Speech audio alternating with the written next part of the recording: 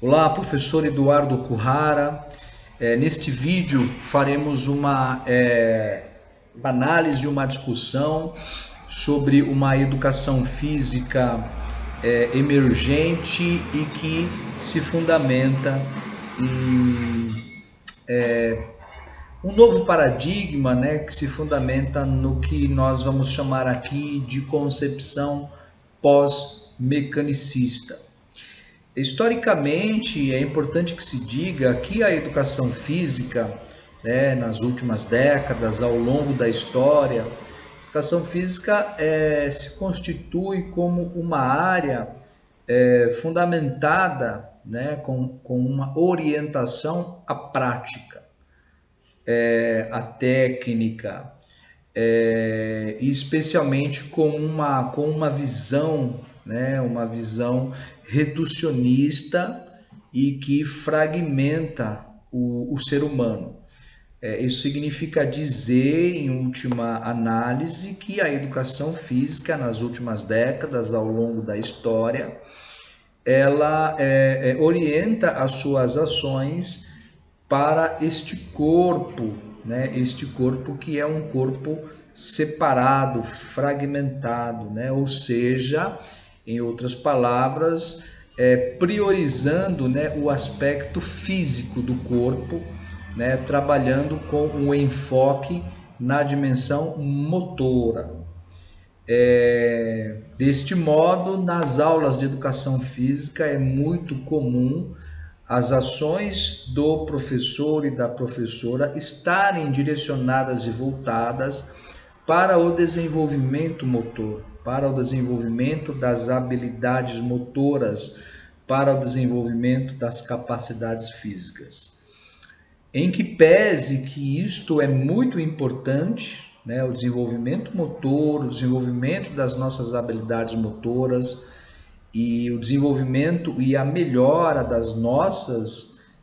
capacidades físicas, né, da nossa funcionalidade do corpo.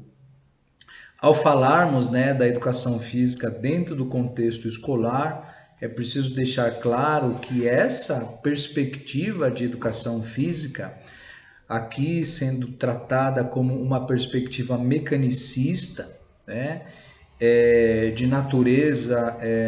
fragmentada, né, cartesiana, porque separa o ser humano, ela não alcança o estatuto que tem que alcançar. Qual estatuto, né? O estatuto de uma educação física pedagógica. Por quê? Porque a educação física, ela se constitui como uma educação física pedagógica no momento em que ela respeita a unidade do ser humano, né? Esse ser humano unitário na sua totalidade e não dividido. Ou seja, esse ser humano que é ao mesmo tempo um ser corpóreo, físico, motor, mas também é um ser pensante, né? Um ser que pensa, que tem as suas funções cognitivas, né? Que tem um sistema neurológico cerebral, que tem um córtex cerebral, um lobo frontal, capaz de resolução de problemas, de fazer uso da sua memória, capaz de usar o pensamento lógico, fazer análises, abstrações, ampliar, né, o seu entendimento e a compreensão sobre as coisas, e entender as relações de causa e efeito, o pensamento lógico de causalidade, né, que é capaz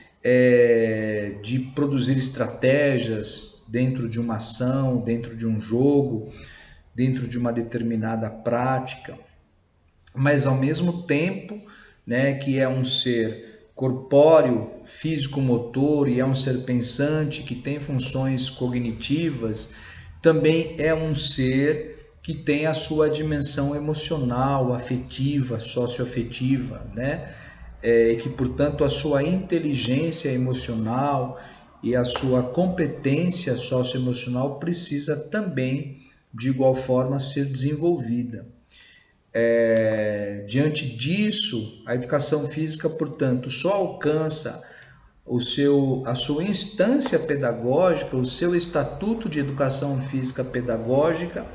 na medida em que ela leva em consideração este ser na sua totalidade, em que esses três campos de domínio constituem a nossa condição humana e interagem e que são importantes de serem estimulados na educação física, nas aulas de educação física, para um desenvolvimento integral, né? A partir da cultura corporal do movimento, isto é, uma vez que nós identificamos que a cultura corporal do movimento é o objeto de conhecimento da educação física, é a partir da cultura corporal do movimento que eu vou trabalhar, né, essas três dimensões, né? O aspecto corpóreo, né, a partir da prática da cultura corporal do movimento, mas também vou trabalhar as funções cognitivas a partir da cultura corporal do movimento, né, levando o aluno na resolução de problemas, levando o aluno a conhecer as regras do jogo, de um esporte, conhecer a história das diferentes manifestações corporais, né, conhecer aspectos sociais e culturais, e também, a partir da cultura corporal, trabalhar os aspectos emocionais, o controle das emoções, o gerenciamento das suas emoções, trabalhar os aspectos socioafetivos, né, a cooperação, a empatia, o respeito, a solidariedade. Então, é nesse sentido, pensando nesta perspectiva, né, de um ser humano integral, a partir de novos conceitos, de novas perspectivas e novos paradigmas, que de fato vamos conseguir alcançar o estatuto de uma educação física pedagógica. Por outro lado, caso não façamos essa passagem, essa transição de uma educação física mecanicista, ou seja, né, que trabalha mecanicamente o aluno, né, apenas o aspecto corpóreo, físico, reproduzindo apenas os movimentos, exigindo do aluno repetição de movimentos.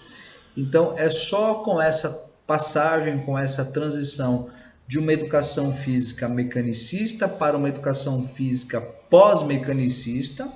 né, integrativa, que compreende que o ser humano, ao se movimenta na sua totalidade, é que nós então, né, a partir desta emergência, né, dessa educação física emergente, ou pós-mecanicista, ou integrativa, que de fato a educação física alcança esse estatuto de uma educação física pedagógica. Trata-se, portanto, de uma emergência, trata-se, portanto, de uma urgência e trata-se, portanto, né, de um processo fundamental, né, para que assim a educação física realmente tenha o seu lugar na escola, que possa ser legitimado, validado, respeitado,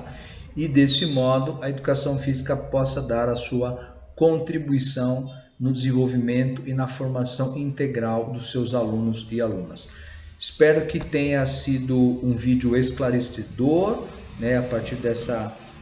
análise que aqui produzimos, e que possa, portanto, fazer com que você ressignifique, né, o papel da educação física no contexto escolar. Um abraço.